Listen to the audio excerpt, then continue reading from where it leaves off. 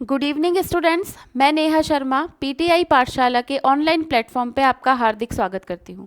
तो आज की क्लास में हम डिस्कस करने जा रहे हैं पीटीआई के लिए जो पॉलिटिकल साइंस का आपका सिलेबस आता है वो। ठीक है, बहुत सारा सिलेबस आता है पीटीआई वाले सिलेबस में, बट उनमें से एक प्यारा सा सब्जेक्ट आता है पॉलिटिकल साइंस। ओके, राज व्यवस्था जिसको आप हिंदी में बोलते हैं, उसी का सिलेबस हम देखने वाले हैं इस क्लास में कि आपको किस किस तरीके से कौन कौन से टॉपिक कवर करने हैं। ओके, चलो सबसे पहले देखिए शुरू करते हैं। पहली चीज और आपके जो संविधान में आती है वो आता है भारत का संविधान। ठीक है, संविधान में आपको क्या क्या पढ़ना है वो अपना एक विशेष टॉपिक रहेगा। ठीक है, वो चीजें हमको देखनी है कि भारत के संविधान में आपको क्या क्या पढ़नी है। संविधान एक ही है, कोई राजस्थान का अलग नहीं है, भारत का अलग नहीं है, तो चीज़ें एक ही रहेंगी। ठीक, जैसे हमको देखना है कि भारतीय संविधान की प्रमुख विशेषताएं क्या क्या है। ठीक है, इसमें हम देखेंगे कि संविधान में कौन कौन से ऐसे मुख्य तत्व हैं जो शामिल किए गए हैं और जो आपको याद रखने हैं। जैसे कि आपसे डायरेक्ट क्वेश्चन पूछा जाता है कि निम्न में से कौन सी संविधान की विशेषता नहीं है, उसमें आपको बहुत सारे ऑप्शन दे दिए जाएंगे, जैसे कि एकल नागरिकता, ठीक है, भारत का संघीय ढांचा, इस तरीके से एकीकृत न्याय व्यवस्था, इस तरीके से चीज़ें दी जाती है। ओके, तो आपको फाइंड आउट करना है। तो ये आप कब फाइंड आउट कर पाओगे, जब आप विशेषताओं को पढ़ोगे ध्यान से। ठीक है, तो ये टॉपिक हम कवर करेंगे। दूसरी चीज संविधान में आपकी आती है मूल अधिकार, जिसे मौलिक अधिकार भी कहा जाता है। मूल अधिकार, मौलिक अधिकार, बात एक ही है। इसके अंतर्गत बात होती है आपके, मेरे और भारत की समस्त जनता के अधिकारों के बारे में, कि हमारे पास सरकार के खिलाफ कौन कौन से अधिकार है जिनके माध्यम से हम सरकार की बनाई गई नीतियों का विरोध कर सकते हैं और उनके द्वारा किए गए व्यवहार को जस्टिफाई कर सकते हैं। ठीक है, नेक्स्ट आपका जो सिलेबस में अगला पॉइंट आता है वो आता है राज्य के नीति निर्देशक तत्व।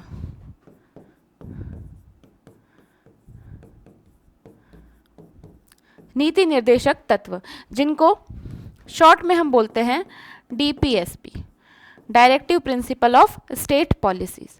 ठीक है, इसमें क्या होता है, देखो निर्देशक पे ध्यान दो, यहाँ पर राज्य को निर्देश दिए गए हैं। राज्य से यहाँ पर मतलब है भारतीय सरकार को। ठीक है, भारतीय सरकार को निर्देश दिए गए हैं कि कौन कौन से तत्वों से उनको जनता का भला करना है, जनता की भलाई करनी है। ठीक है, यानी कि यहाँ पर निर्देश दिए गए हैं। कुल मिला के बात यह है भारतीय सरकार को कि उनको अपनी नीतियों में, अपनी पॉलिसीज़ में ये चीज़ें शामिल करनी है। ठीक है, कुल मिला के बात यही है।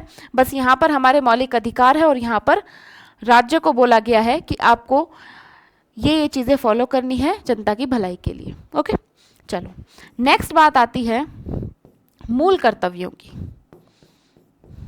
मूल कर्तव्य, अब भारतीय जनता को अधिकार दिए हैं, एंजॉय करो आप अच्छे से, लेकिन आपके लिए कुछ कर्तव्य भी है जो आपको फॉलो करने हैं।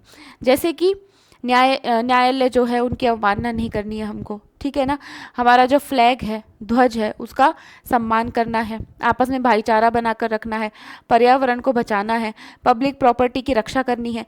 ये सब किस में आते हैं, ये सब मूल कर्तव्य में आते हैं, ये भी हमारे लिए है। ठीक है, बस इसमें हमारे कर्तव्य है और इसमें हमारे अधिकार है। ओके, भारतीय संविधान में आपको इतना ही पढ़ना है।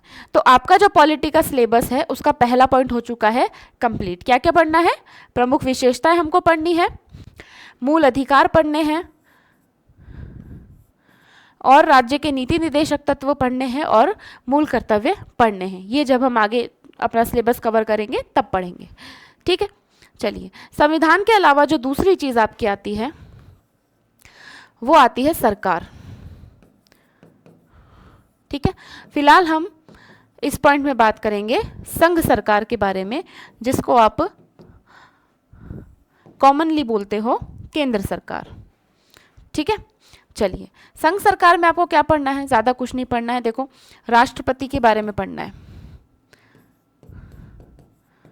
राष्ट्रपति। ठीक है, राष्ट्रपति के ऑफिस के बारे में हम पढ़ेंगे, साथ ही साथ हम पढ़ेंगे प्रधानमंत्री के बारे में।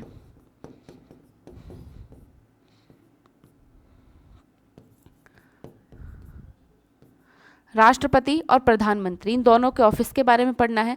प्रधानमंत्री की जो कैबिनेट होती है उसके बारे में भी थोड़ा सा हम देखेंगे। ओके, चलिए नेक्स्ट आपको पढ़ना है भारत की संघीय प्रणाली। संघीय प्रणाली यानी कि भारत में हमको संघीय प्रणाली देखने को मिलती है। संघीय प्रणाली का मतलब क्या है कि शक्तियों का बंटवारा किया गया है केंद्र में और राज्य में, ठीक है। और ये संघीय प्रणाली को हम कैसे जानते हैं कि केंद्र के अपने अलग कानून हैं जिस पे केवल केंद्र कानून बनाता है, और राज्य के अपने अलग विषय हैं जिस पर केवल राज्य सरकार विषय बनाती है। संघीय प्रणाली का मतलब है कि केंद्र में हमारे पास अलग सरकार है और राज्यों में हमारे पास अलग सरकार है, ठीक है। इसका मतलब क्या है कि हमको राज्य के बारे में भी पढ़ना पड़ेगा, ठीक है, कि राज्यों में किस तरीके से व्यवस्था होती है। ये हमने संघ सरकार का देखा है, क्लियर है। चलो इतना ही है आपके संघ सरकार में। आगे जब हम बात करते हैं नेक्स्ट 3rd नंबर के पॉइंट पे, वहां पे बात होगी आपके राजस्थान के सरकार की। राजस्थान की सरकार के बारे में भी हमको पढ़ना पड़ेगा, ठीक है। राजस्थान के सरकार में जो सबसे सुप्रीम आता है वो हमारे पास आता है गवर्नर यानी कि राज्यपाल, ठीक है। राज्यपाल के बारे में पढ़ेंगे। दूसरी चीज हम पढ़ेंगे मुख्यमंत्री के बारे में, क्योंकि वास्तविक शक्तियां किसके पास है राज्य की, मुख्यमंत्री के पास है। और मुख्यमंत्री के साथ ही हम पढ़ेंगे मुख्यमंत्री की कैबिनेट के बारे में, जो मंत्रिमंडल होता है उनके बारे में, ठीक है। साथ ही साथ हमको एक चीज और देखनी है कि राजस्थान में कुछ संस्थाएं पाई जाती है,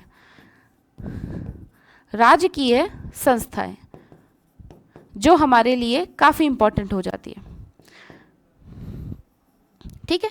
एक संस्था तो आरपीएससी है, यानी कि राजस्थान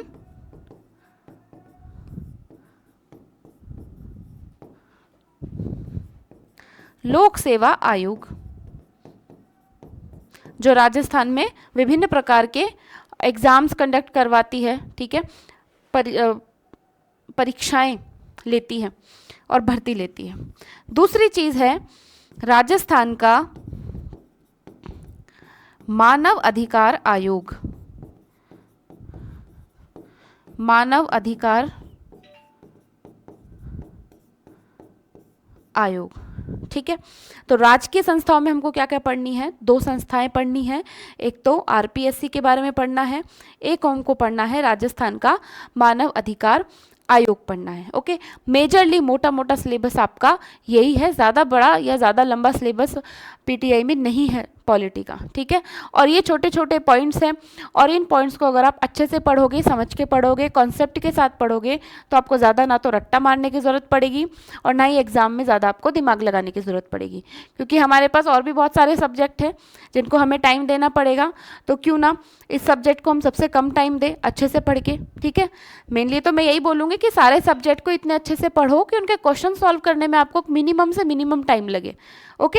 लेकिन पॉलिटिकल साइंस को हम और अच्छे से पढ़ेंगे क्योंकि बहुत ही ईजी सब्जेक्ट है, आपको ज़्यादा कुछ नहीं पढ़ना, थोड़े से कॉन्सेप्ट है, पढ़ लेना, समझ लेना, रटने वाली चीज़ें आपको अपने आप ही याद हो जाएगी, अलग से नहीं रटना पड़ेगा, ओके, क्लियर है। इसके अलावा आपका करंट अफेयर्स भी आता है जिसमें पॉलिटी कवर होती है कि करंट सिनेरियो में क्या क्या चल रहा है पॉलिटिकल साइंस में, तो वो चीज़ें अपन साथ के साथ कवर करते चलेंगे, ओके। तो ये था सिलेबस, आई होप आपको अच्छे से समझ में आया होगा। अच्छे से आप देख लीजिएगा, साइट पे आपको मिल जाएगा, गूगल पे आपको मिल जाएगा। मेन चीज़ें थी आपके समझने की कि हम कौन से पॉइंट में क्या क्या चीज़ें कवर करेंगे, ओके। चलिए आज की क्लास में इतना ही था, मिलेंगे नेक्स्ट क्लास में अपने टॉपिक के साथ जब हम सिलेबस शुरू करेंगे। तब तक के लिए thank you so much, take care, bye bye.